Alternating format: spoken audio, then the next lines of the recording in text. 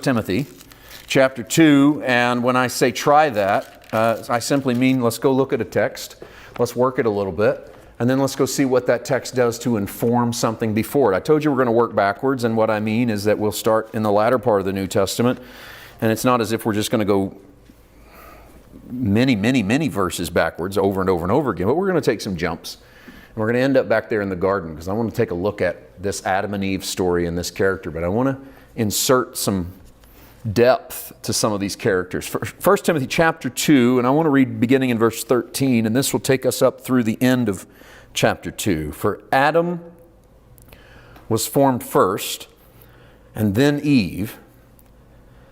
Watch this very important sentence. And Adam was not deceived, but the woman being deceived fell into transgression. Nevertheless, she will be saved in childbearing if they continue in faith, love, and holiness with self-control. Now, context of this passage, we've attributed this to the Apostle Paul, this letter to young Timothy, one of the last things we have Paul writing, probably from prison just before he's executed, the little letters of 1st and 2nd Timothy. We have a very uncomfortable passage in the middle of chapter 2 about Paul's teachings of men and women in the church. This is one of those famous moments of women not usurping men in the teaching aspect of the church. And why I say it's uncomfortable is because, well, if you've ever tried to answer someone that says, hey, do you think a woman should be allowed to preach or a woman should be allowed to teach?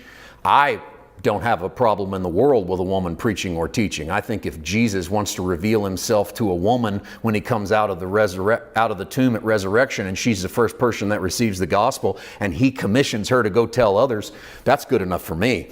It sounds to me like God has no preference in gender when it comes to the proclamation of good news. I think anything else we take from the New Testament needs to be filtered through the culture in which it was being spoken. All right? So that's my entire dealing with this uncomfortable context that leads into this passage. All right?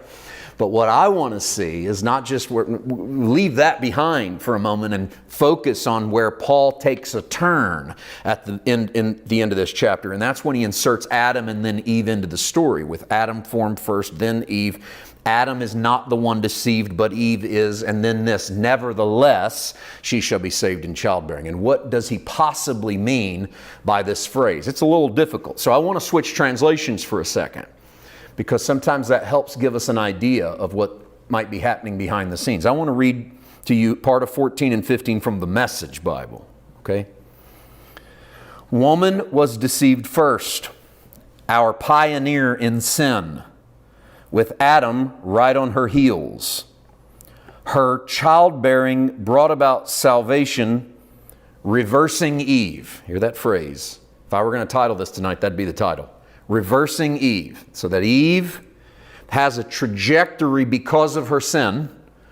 And then Paul says through her childbearing, through what she bears, she reverses her trajectory.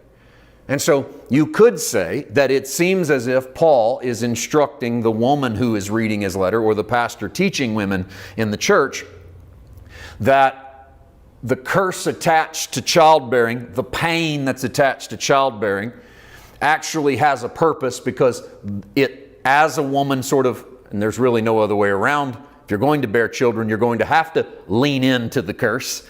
But as a woman leans into the curse, Paul says, out of that comes salvation. Now, that might be how they took it physically, but what it sounds like spiritually to me is this, is that Eve is deceived into sin, and Adam follows her right into sin. So one and the other both now having done what they were told not to do, God begins to lay out curses, which we find in the book of Genesis. And when you get to Eve's, it is that she'll have much pain and suffering in bearing children. And yet, out of her curse comes a great prophecy that a seed's coming from the woman, and that God says to the snake, you're going to bruise that seed's heel, but that seed is going to bruise your head. And there comes a great prophecy that as Eve moves forward with childbearing, salvation eventually comes out of her childbearing. So to me, spiritually, Eve's hope at reversal is a child that's going to come forth from Eve. Now, Eve has Cain and Abel and Seth, but if you'll play the long game with me, Eve has Jesus. Now, Eve doesn't have Jesus, but you know how this works. And even the genealogies of the New Testament will trace, at least one of the two genealogies of the New Testament, will trace Jesus back to Adam, giving Eve her shot at redemption. So through childbearing, the reversal of Eve can happen. So there's coming a seed that's going to do the work to bring Eve back, to bring Adam back. And that seems to be where Paul lands, because he knows what we know, that there's a seed supposed to bruise the head of a serpent, and that seed's going to come from Eve. Now, if you're in Genesis and you read the tree of the knowledge of good and evil and her eating the fruit and the snake talking and you don't see Jesus there, not until you get to Jesus. And you don't see Eve's redemption, not until you get to Jesus. What you do see are the prophetic. You do see the glimpses of what's coming. So this is why sometimes we do work backwards, because we're New Covenant people. Our Testament is the New Testament. Our Redeemer is Jesus. And so we take Jesus and then we plug him in, so to speak, into those other things.